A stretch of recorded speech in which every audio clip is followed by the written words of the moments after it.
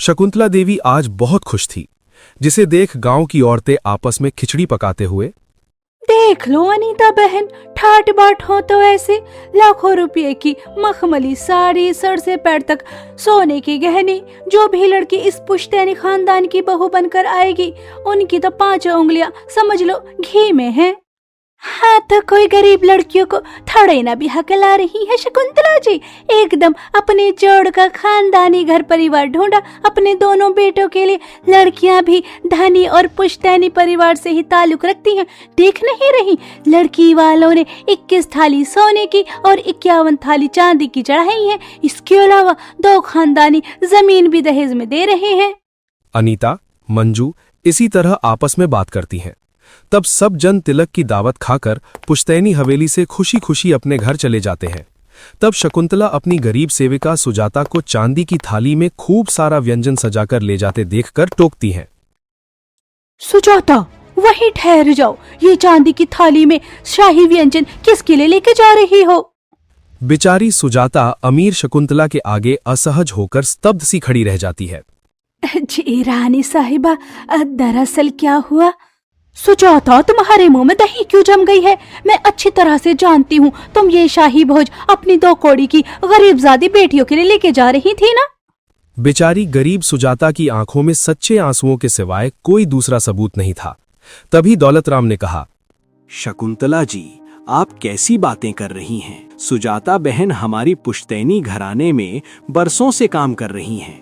उनकी वफादारी पर आप कैसे शक कर सकती हैं?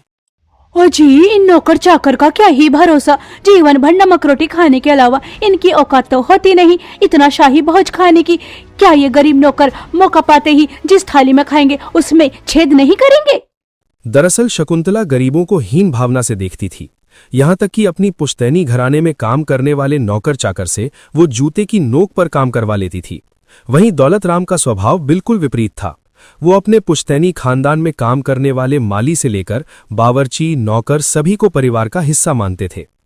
रानी साहिबा, मुझे इस बात का कोई दुख नहीं कि आपने मुझ पर दोष लगाया, लेकिन इस पुश्तैनी महल ने बुरी स्थिति में मेरी और मेरी बच्चियों की परवरिश की।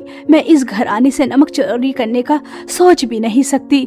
ये खाना तो मैं हवेली के दोनों छोटे बेटों के खातिर लेकर जा रही थी। उन्होंने सुबह से कुछ भी नहीं खाया। सच्चाई सुनकर शकुंतला के होठ सिल जाते हैं। सुजाता जी, अपनी धर्मपत्नी के स्वभाव के लिए मैं क्षमा चाहता हूँ आप थाली ले जाइए। तब सुजाता खाना लेकर शकुंतला के छोटे बेटे मनोज के कमरे में आती है। मनोज बेटा, देखिए आज तो आपकी मनपसंद का शाही खाना बना है, तो खा लीजिए। ये शाही पनीर, शाही टुकड़ा, पुलाव खाइए। दासी माँ, आप हमारे लिए खाना बेकार लेकर आई हैं। हम कुछ नहीं खाएंगे। माँ भी कहते हो और माँ का कहा भी नहीं सुनते। सुबह से कुछ नहीं खाया, थोड़ा बहुत तो कुछ खा ही लो। माँ जब तक हमारी बात नहीं मानती तब तक हम कुछ नहीं खाएंगे। माँ से हम कुछ ज्यादा तो मांग नहीं रहे, सिर्फ अपनी पसंद की शादी ही तो करना चाहते हैं। केशव, मनोज, वो तुम्हारे माँ बाप हैं। आज नहीं तो कल वो तुम्हारी पसंद को जरूर स्वीकार करेंगे।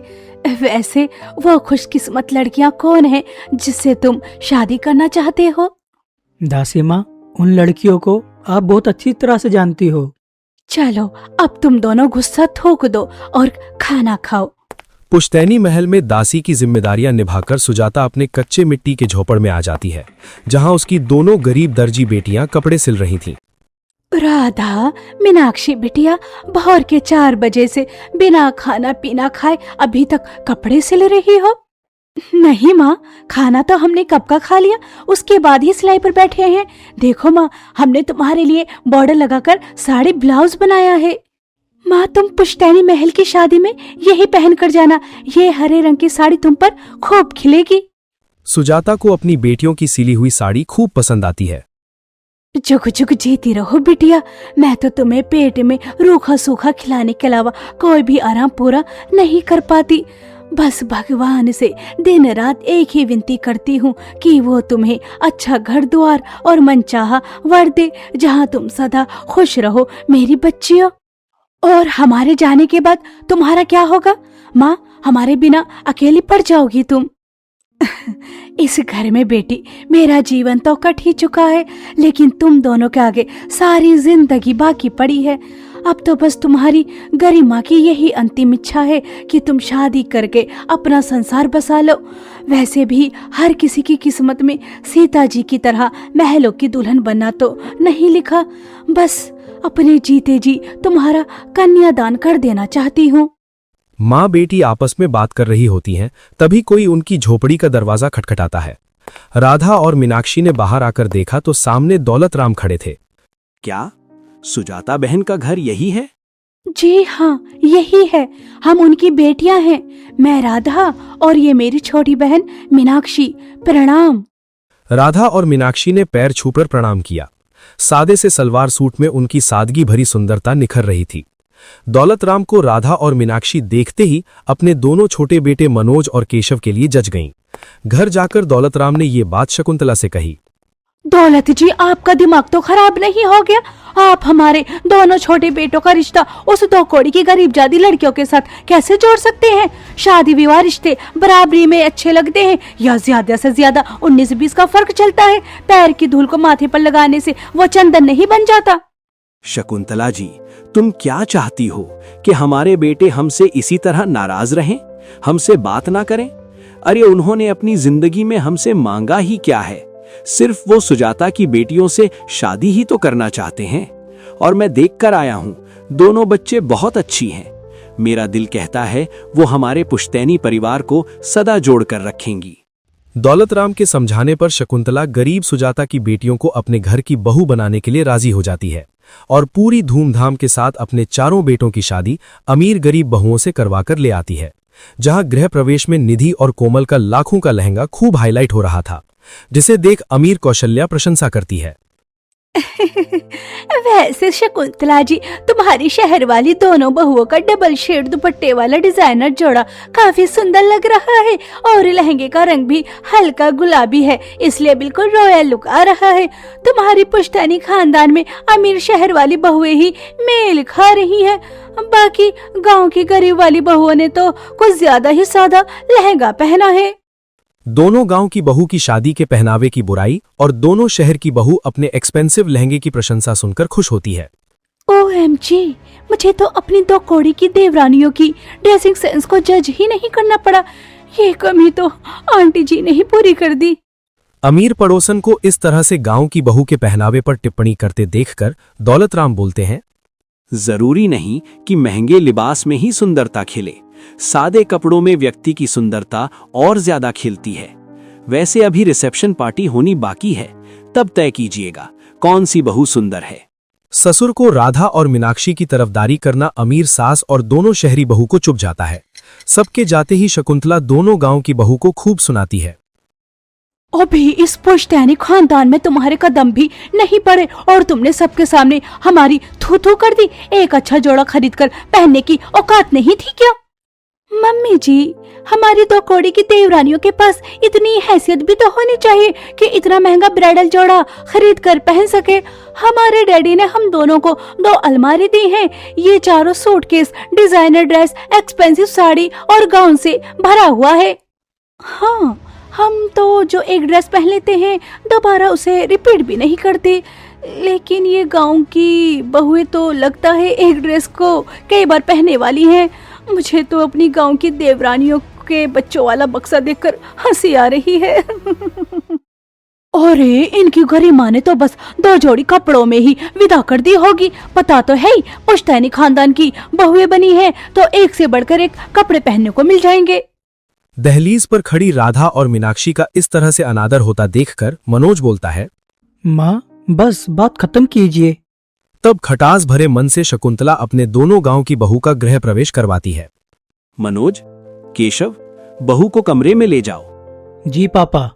सभी के जाने के बाद शकुंतला को अकेला पाते ही दोनों शहर की बहू आग में घी डालते हुए, देख लीजिए मम्मी जी, देवर जी तो अभी से हमारे गांव की देवरानियों की इतनी हिमायत कर रहे हैं।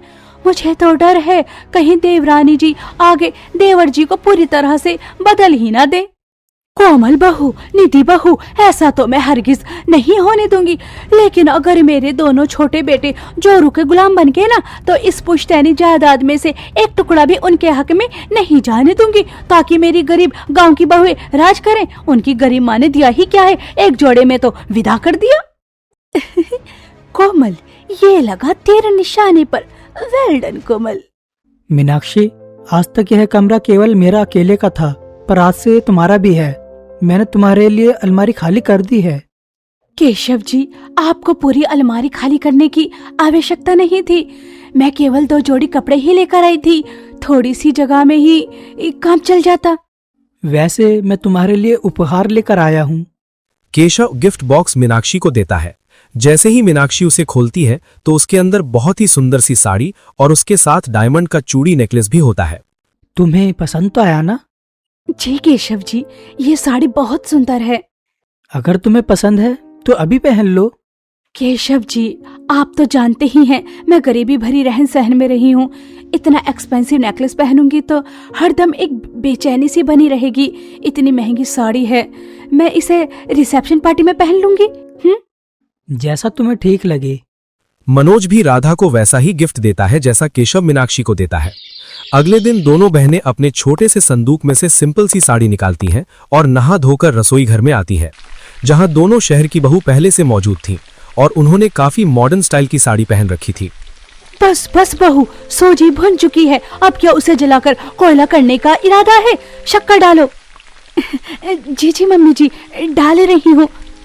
निधि, मुझे तो समझ ही नहीं आ रहा कौन सा जार शक्कर का है और कौन सा नमक वाला।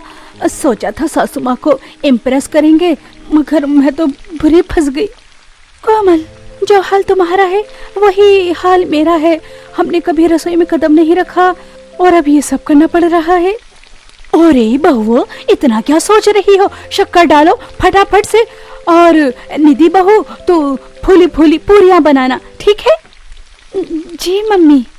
नमक और शक्कर के बुरादे में फर्क न कर पाने पर शहर की बहू हलवे के अंदर नमक भर देती है। तभी गांव वाली दोनों बहन बहू रसोई घर के मुख्य द्वार के बाहर चप्पल उतारकर अंदर आती हैं। प्रणाम माँ जी, बता दीजिए मुझे पहली रसोई में क्या बनाना है? हाँ माँ जी, मुझे भी बता दीजिए, मुझे भी अपनी पहली रसोई में क्या क्या बनाना है। पहले इस खानदान का पुश्तैनी पहनावा पहनना सीखो। और ये कैसी सादी सी साड़ी पहनी है तुमने? इस खानदानी बावर्ची खाने में ऐसे सादे कपड़ों में खाना बनाना वर्जित नहीं। मेरे हिसाब से तो तुम्हें अपनी शहरी जेठानियों के जैसे ओढ़ने पहनने की जरूरत है। शकुंतला जानबूझकर दोनों शहर वाली बहू के सामने दोनों गांव वाली गरीब बहू को नीचा दिखाती है। टूटे मन से राधा और मीनाक्षी कमरे में लौट आईं। क्या हुआ राधा, तुम रो क्यों रही हो? माँ ने कुछ कहा क्या? मनोज जी, क्या पहनावे के आगे इंसान के अच्छे आचरण का कोई मोल नहीं होता? राधा, सच्चे हीरे की परख हर इंसान को नहीं होती। तुम यह साड़ी बदल लो और कल जो मैंने तुम्हें साड़ी तोहफे में दी थी वह पहन लो। रिसेप्शन के लिए कोई और ड्रेस मैं तुम्हें दिलवा दूंगा।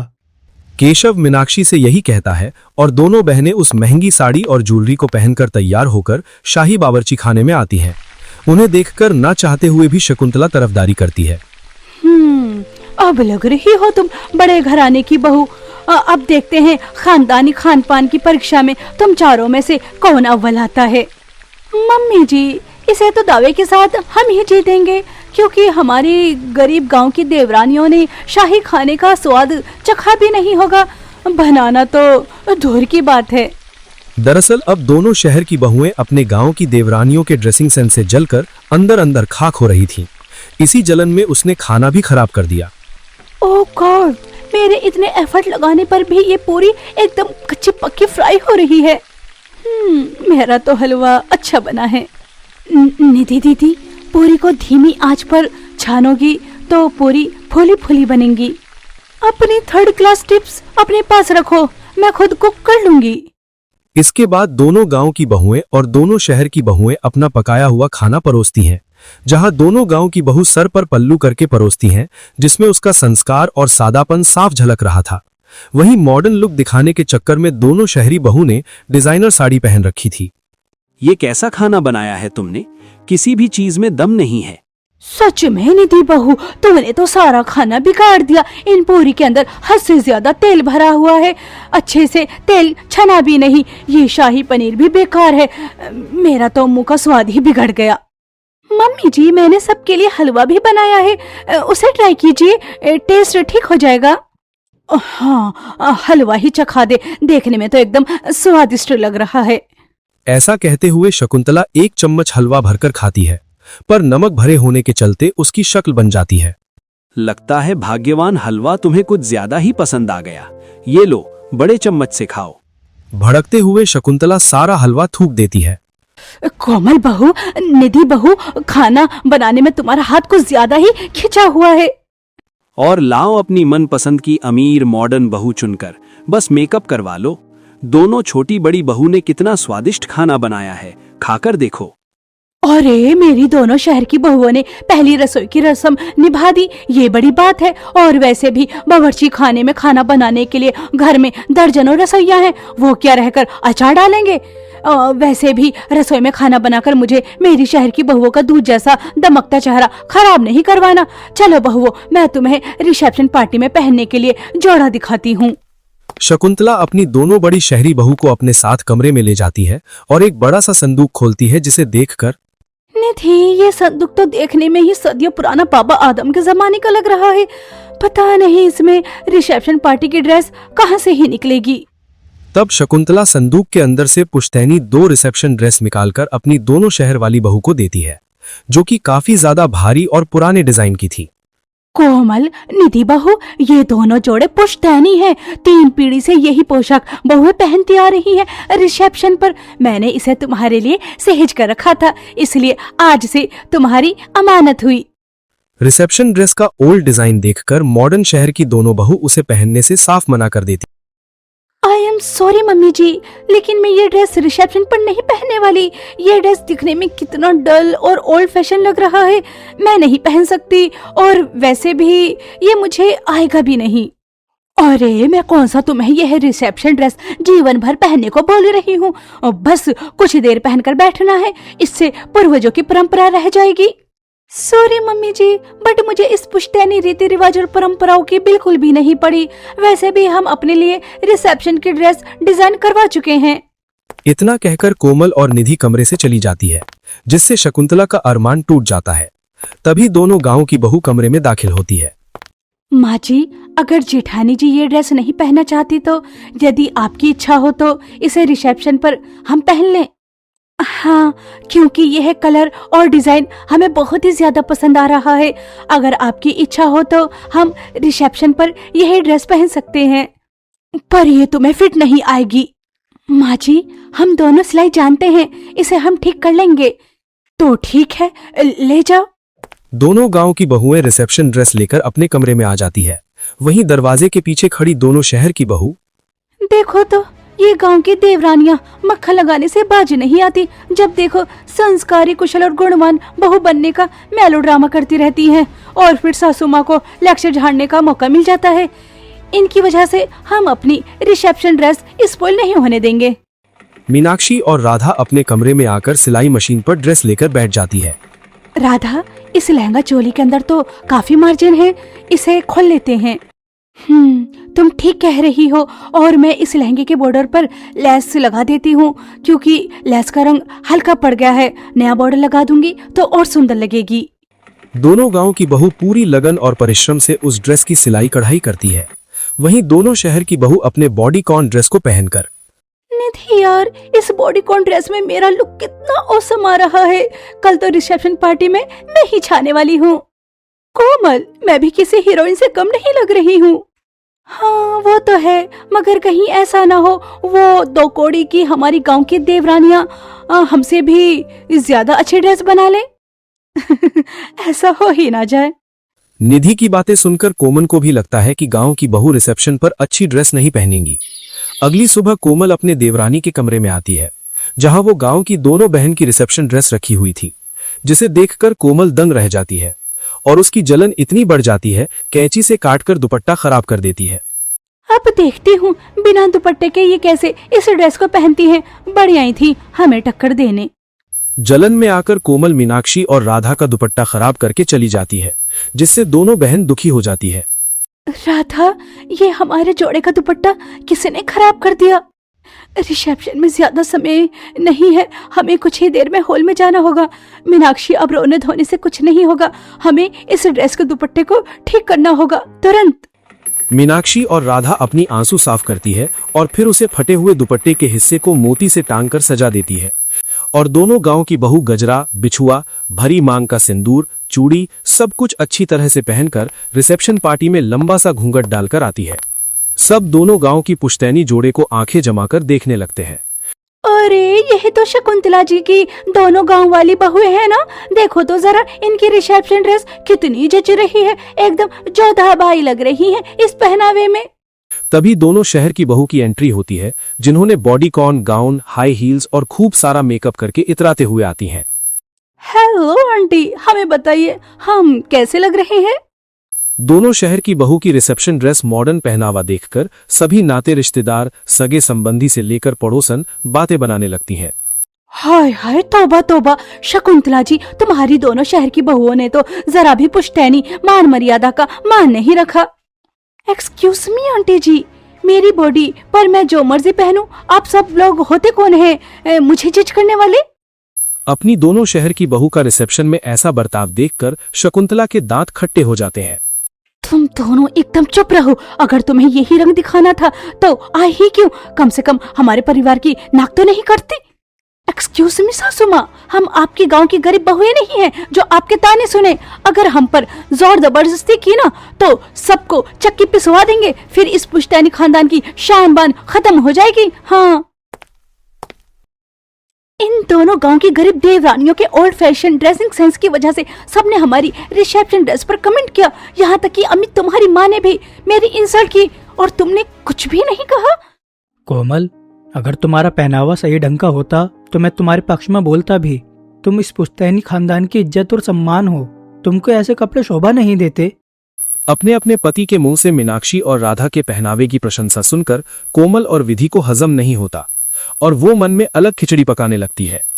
बस, बहुत गुणगान सुन लिया मैंने इन गांव की देवरानियों के, अब तो इन्हें अपना असली रंग दिखाना बनता है। कोमल, निधि, मीनाक्षी, राधा, आज हमारे घर में 21 पंडित भोजन करने आएंगे, तो तुम चारों को उनके लिए साफ सुथरे तरीके से सात्विक भोजन बनाना है। लहसुन प्याज में खाना नहीं पकना और कपड़े सलीकेदार पहनना, खास करके तुम कोमल, निधि बहू, तुम दोनों। जी मम्मी जी, ऐसा करती हूँ, मैं ऑनलाइन खाना ऑर्डर कर देती हूँ, बनाने से भी बच जाऊंगी और टेस्ट में भी बेस्ट क्वालिटी का बनकर आएगा। दोनों शहर की बहू ऑनलाइन खाना मंगवाती है, जबकि दोनों गांव की गरीब बहू निर्जला उपवास के साथ सर पर पल्लू ओढ़कर सात्विक खीर, पूड़ी, हलवा, दाल चावल बनाती है। इतनी देर में दोनों शहर की बहू वन पीस पहनकर आती है और सभी पंडितों को चांदी की थाली में खाना परोसती है। पंडित जी, खाना टेस्ट करके बताइए कैसा बना है। इस खाने में से तो लहसुन प्याज की आ रही है, यह छूत भरा खाना हम नहीं खाएंगे। हद है कसम से, आप जैसे गरीब पंडितों को ना दरवाजे दरवाजे जाकर दक्षिणा मांगकर खाने की आदत है, ये शाही खाना हजम नहीं होगा। कोमल और निधि की अनादर भरी बातें सुनकर सभी पंडित वहां से जाने लगते हैं। पंडित जी, अपनी बहुओं की तरफ से मैं माफी मांगती हूँ, भोजन ग्रहण करके जाइए। तभी दोनों गांव की गरीब बहू केले के पत्ते पर सभी पंडितों को सादा खाना परोसती है। सभी पंडित खुशी खुशी भोजन ग्रहण करके विदा लेते हैं। इसके बाद शकुंतला पछतावा करती है। कोमल, निधि बहू, आज तुम दोनों मेरे मन से पूरी तरह उतर गई। मीनाक्षी, राधा बहू, तुम दोनों ने इस कुल का मान बढ़ाया, मैं तुम्हारा कोटि कोटि धन्यवाद करती हूँ। मैंने हमेशा तुम्हें नीचा दिखाया, तुम्हारी परख नहीं कर पाई कि तुम हीरा हो, हीरा। अंत में शकुंतला अपनी दोनों गांव की गरीब बहू को स्वीकार कर लेती है। वहीं अमीर शहर की दोनों बहू अपने चाल चलन के चलते अपना महत्व खो देती है।